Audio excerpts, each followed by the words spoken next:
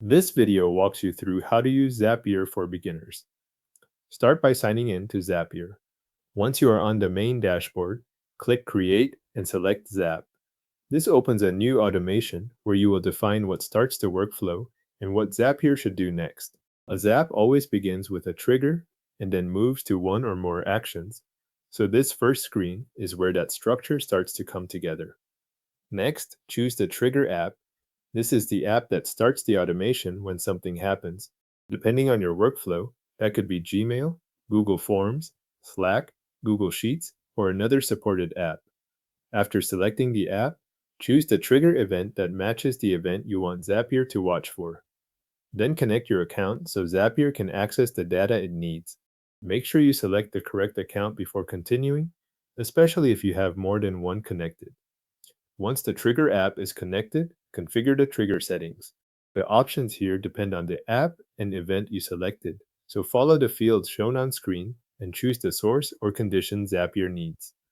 After that, click Continue, then use Test Trigger to pull in sample data.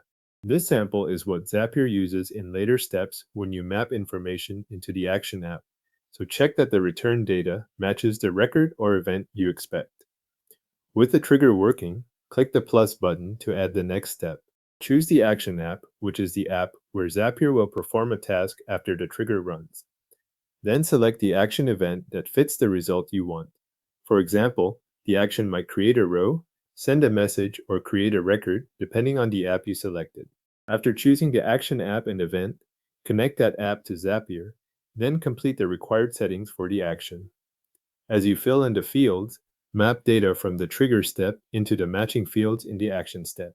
This is where you tell Zapier which piece of incoming data belongs in each destination field.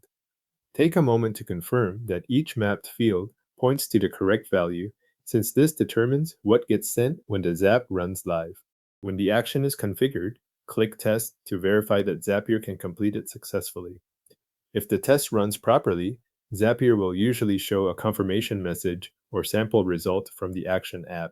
If something does not look right, review the selected account, event, and mapped fields before moving on. Before publishing, review the full workflow.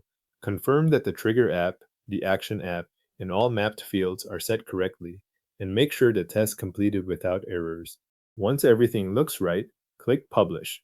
This activates the Zap so it runs automatically each time the trigger event occurs. Your Zap is now published and set to run automatically from the selected trigger to the configured action.